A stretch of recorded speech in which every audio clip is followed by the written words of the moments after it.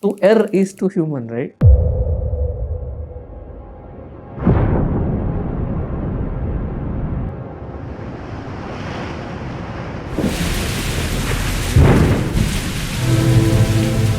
The ability that we can make mistakes is what makes us humans.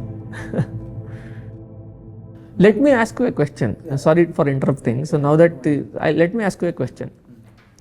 Suppose, imagine this, this utopian world where machines do everything for you. How would you like to spend your day?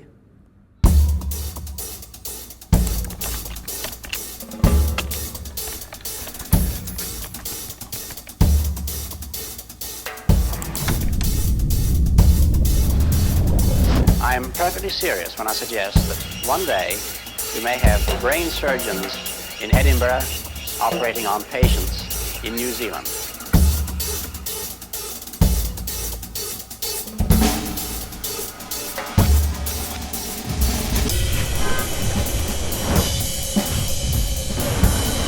This is magic. They actually call these thinking machines.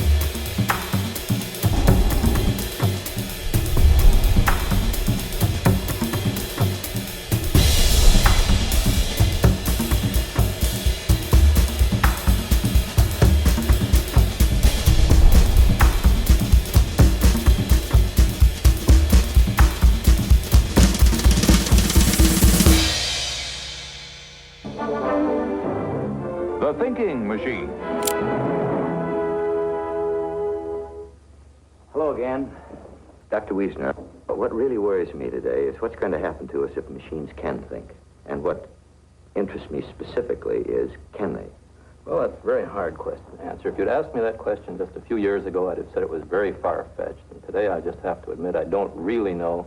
I suspect if you come back in 4 or 5 years, I'll say, sure, they really do think. Well, if you're confused, Doctor, how do you think I feel? We're just really beginning to understand the capabilities of the computers. I've got some film to illustrate this point, which I think will amaze you.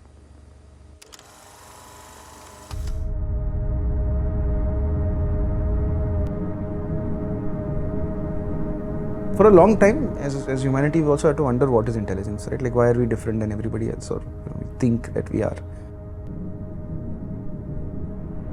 Intelligence has essentially been that you have a sensory sort of, like inputs, or you have something coming in, and from that we achieve very complex objectives. The fundamental unit is just that we see what is around us, and then we act with our hands, we speak with our mouths to each other, coordinate and get stuff done. We still do not really understand what human intelligence really is, human consciousness really is. How does the human brain function has big pieces of gap in our knowledge of that. There are various types of intelligence in the world that we've encountered, right? Which is, dogs can do incredible things with their noses. They can almost detect through their nose not just what is there, but what happened in time, because smells leave a trace. And their brains have evolved to sort of process that input and be very good with that. So intelligence has essentially been that you have a sensory sort of, like inputs, or you have something coming in, and from that we achieve very complex objectives.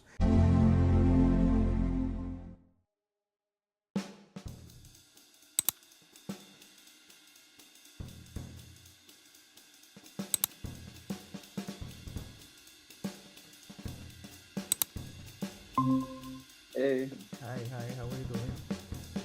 I'm doing good. Itamar, born and raised in Israel. What kind of led me to Dognosis started maybe almost 9 years ago. So I've served for 4 years in the Canine unit. I had an amazing service, but I never would imagine that I'm going to keep working with dogs after my service. The most elite units, you'll literally have a dog with you that is a fighter, to the same level of everyone on the team. The dogs know how to stay quiet. He knows how to communicate to you if he found anything. He drops with you from a helicopter. and like into enemy territory, and like this is the craziest like thing. And we really believe that the Dognosis is like taking the next steps with our partnership with canines.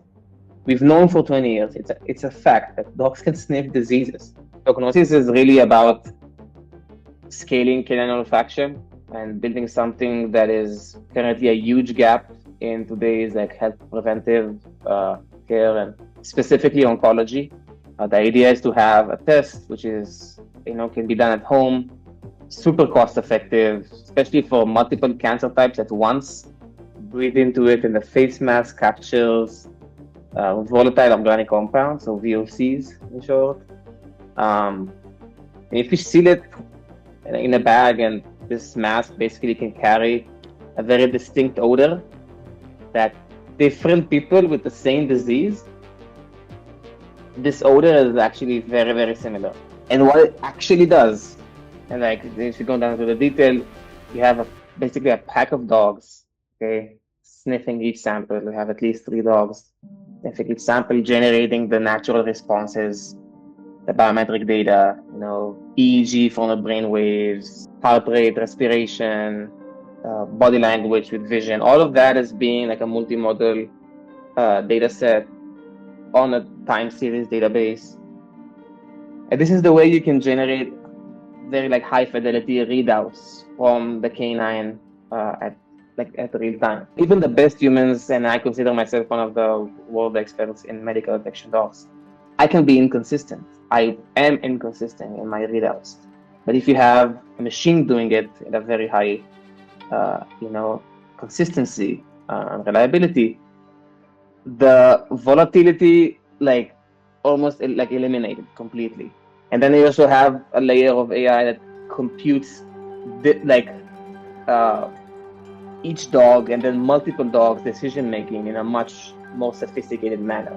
If you're detecting cancer early, the treatment outcomes is drastically improving.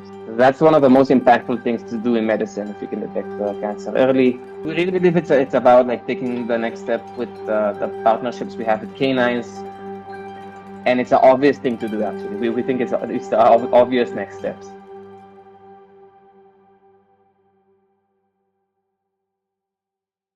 If you were in a war and you wanted to send a bomb to the enemy, you have to calculate the trajectory. And the calculation of the trajectory required a lot of math. It required a lot of multiplication, division, etc. Basically, the scientists would set up the equation, but then they would take that problem and give it to actual people who would sit and multiply, right? These jobs, usually done by women at home, were called computers. They were the computer. The first attempt at building a computer that you and I know today was basically to automate this job. Computers were invented, and then somebody decided, okay, by just math, you can also manipulate text, video, image, etc. So when a child is growing up, the first traits of intelligence emerges when the child starts recognizing that, okay, this is my father, this is my mother, and so on. This is a ball, this is a car. So that's the first stage of intelligence. Initially, it all started by this thing called pattern recognition. So when you take a picture and you see it in your computers or phones, it's actually represented as a matrix in a computer. Okay, it's a matrix of numbers basically. Now the task was to make sense of that data. Computers are very, very good and very fast, but they can't tell, for example, an apple from an orange. There's something about the photo of an apple and a photo of an orange that we can look at and inherently understand. But for a computer, it's not very easy to do. And everybody's trying to do some idea of a clever algorithm. Okay, I will try to understand what is the edge, where is it going from red pixel to black pixel, because that's the edge of the apple. From that, I'll get the shape. From the shape, I'll understand it's apple. People are trying all sorts of clever tricks like this.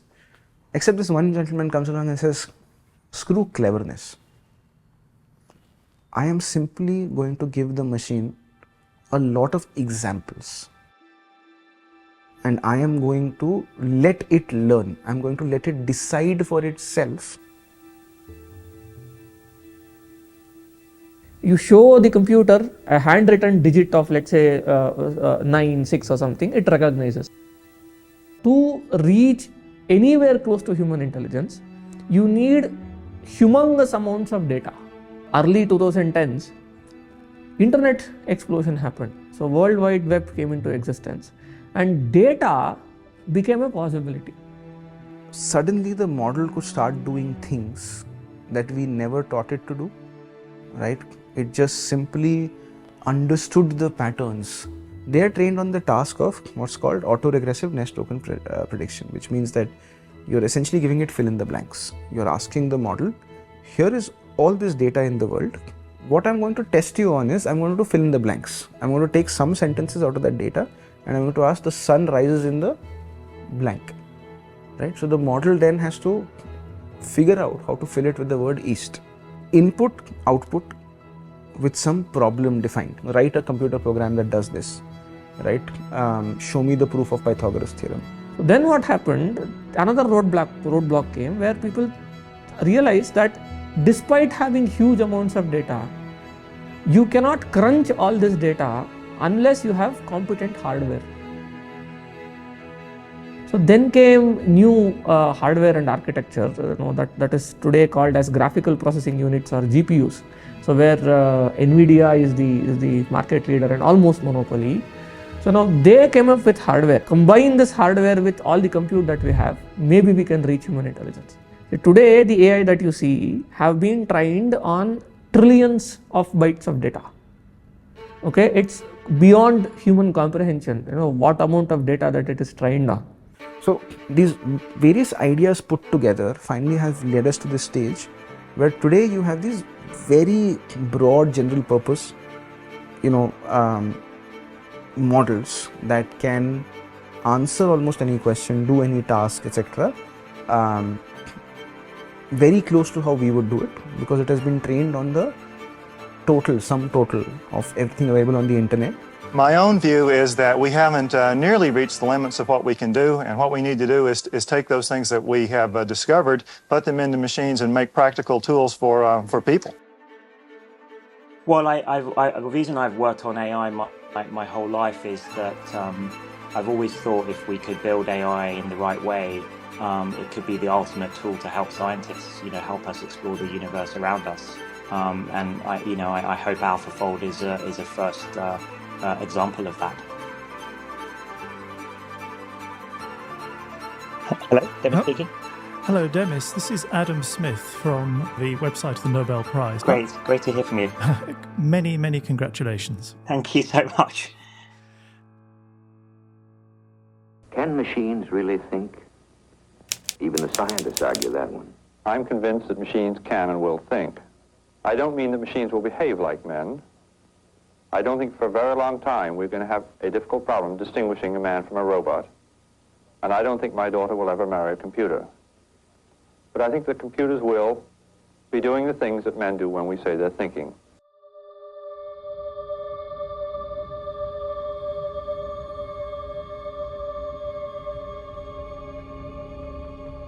Currently where we are with just AI is, the ability to reason, the ability to converse, have these linguistic and language abilities. And that's what makes it artificial intelligence, right? General intelligence is a much more tricky thing.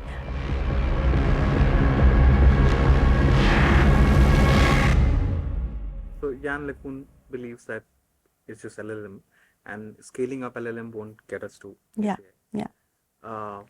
I mean, if a guy who has built a plane says that the plane won't fly, I would believe him, right? But there are others like Jan who have also built the plane. Energy has always been a need, whether you are trying to, till your farm and you realize there is too much work, so you got bullocks. At some point, we move to electricity, which is, you can take energy and move it on a wire. It changed the maps of entire countries and cities.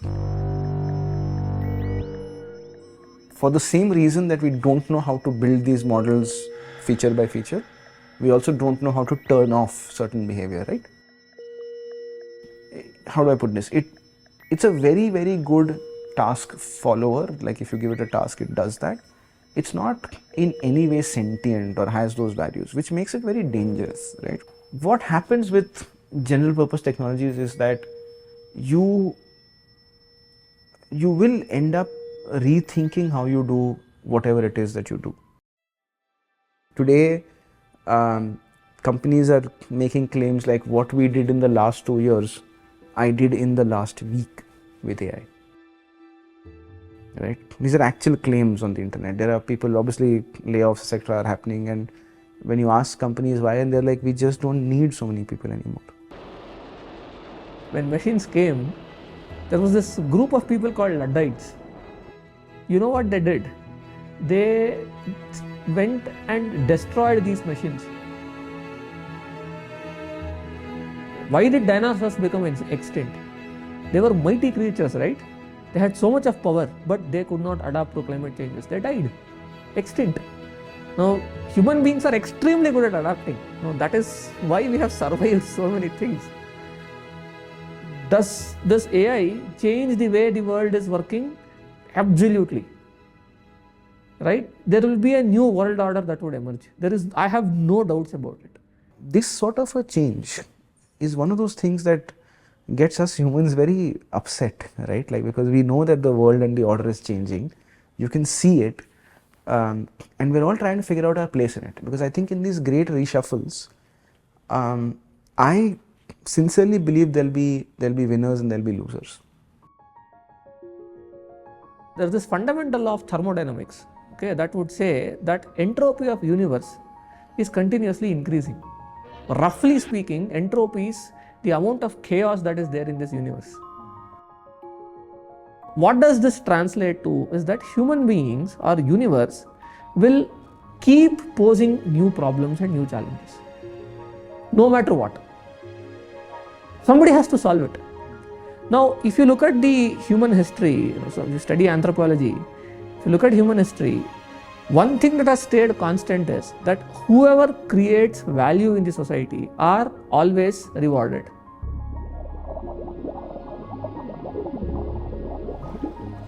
What changes is definition of value.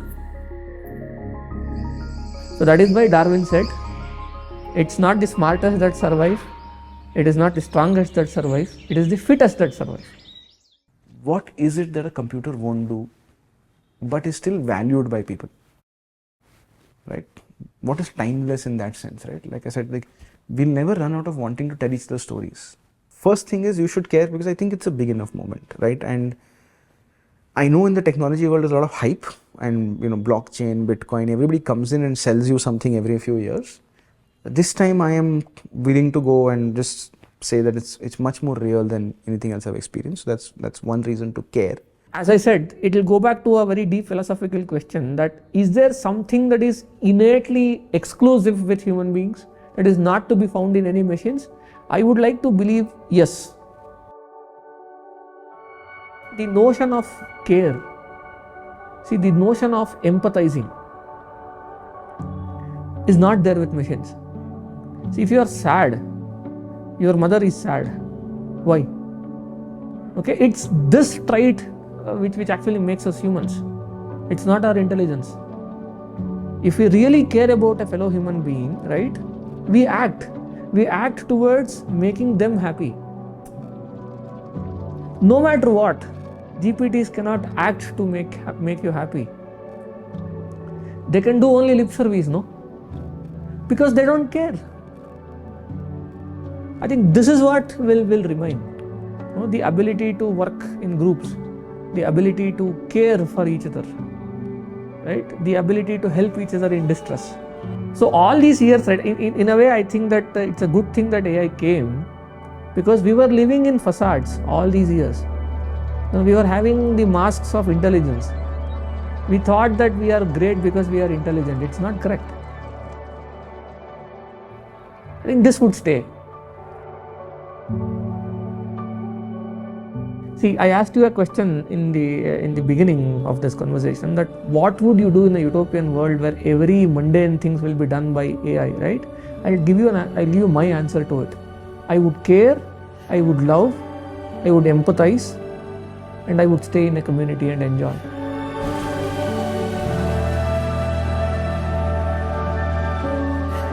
Right, so that's my take on it. Yeah.